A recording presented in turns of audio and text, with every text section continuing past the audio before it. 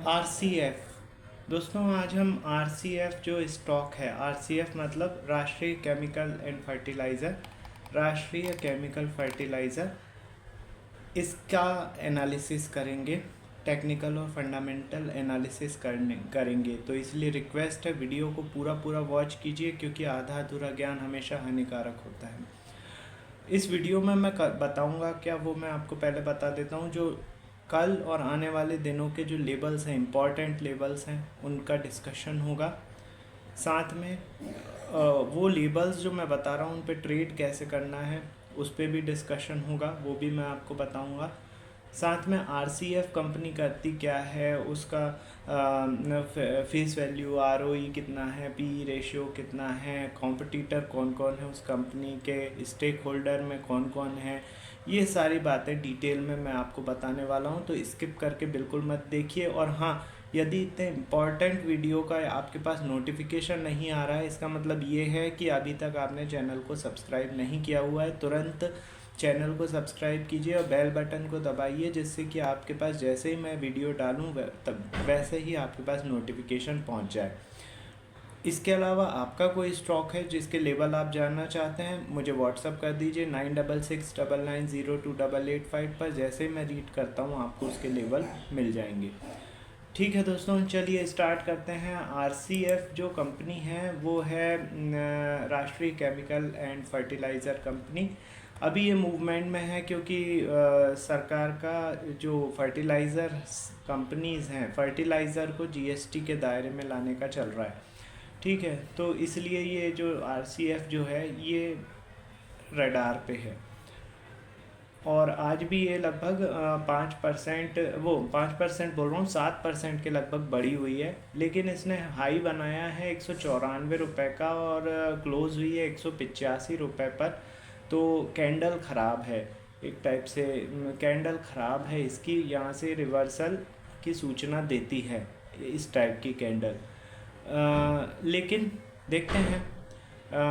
मैं आपको लेबल बताने वाला हूँ और उन लेबल्स पे किस तरीके से वर्क करना है ये भी बताने वाला हूँ, तो बने रहिए। लेबल आप सबसे पहले नोट डाउन कर लीजिए। 185 पर इसने क्लोजिंग दी है। यदि ये 188 के ऊपर सस्टेन करती है तो इसका टारगेट 194, 201, 212, 222 और 229 रुपये का होगा।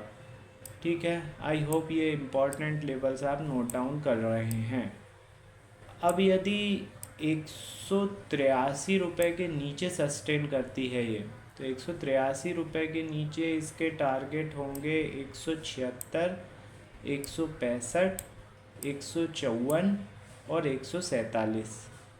ये नीचे के टारगेट होंगे। आई होप आप लोगों ने नोट डाउन कर लिए होंगे फेयर कॉपी में, क्योंकि जब तक मार्केट इस रेंज में ये शेयर घूमता रहेगा तब तक ये लेवल जो है ये काफ़ी इम्पॉर्टेंट रोल मतलब अदा करेंगे। अब इन लेवल्स पे ट्रेड कैसे करना है वो मैं आपको बता देता हूँ। जो भी आपका एप्लीकेशन या वेबसाइट है, उसको सॉफ्टवेयर में आपको 5 मिनट का कैंडल स्टिक चार्ट इंट्राडे का लगाना है। लाइव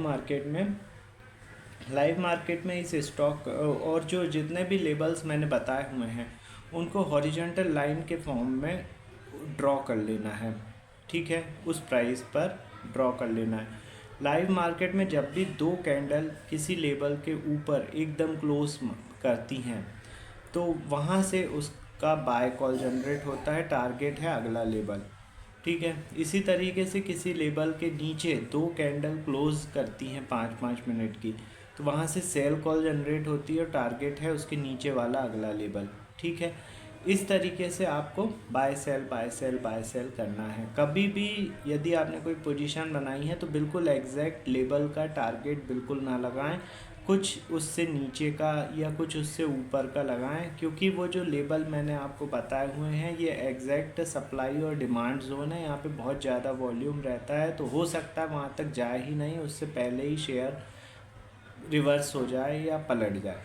ठीक है, तो ये आपके ऊपर मैं छोड़ता हूँ कि आपको किस तरीके से उस पर ट्रेड करना है। ठीक है, अब ये मैंने आपको बता दिया है कि लेबल्स कौन कौन से हैं। अब मैं आरसीएफ के बीच थोड़ा आपको जानकारी दे दूं तो आरसीएफ जो है राष्ट्रीय केमिकल एंड फर्टिलाइज़र है, ये पीएसयू कंपनी है। इसमें 75% जो स्टेक है सरकार का है, ठीक है। और इसका काम है फर्टिलाइज़र बनाना और उसको बेचना, इंडस्ट्रियल केमिकल भी बनाने का काम है।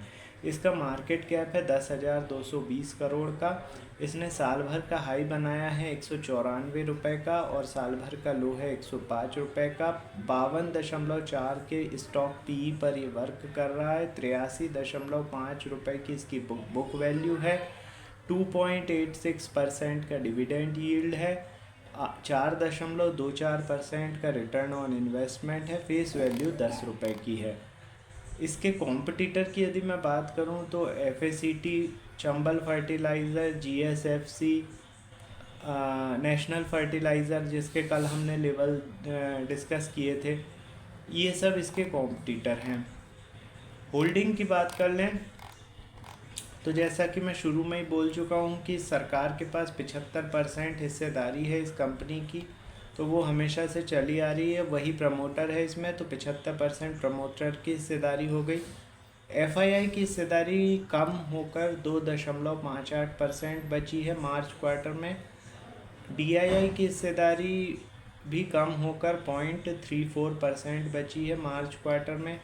पब्लिक की हिस्सेदारी बढ़ी है मार्च क्वार्टर में और ये 22.08% हो गई है। अब मैं यदि रिज़ल्ट की बात करूं दोस्तों, तो रिज़ल्ट जो है इसका आ चुका है।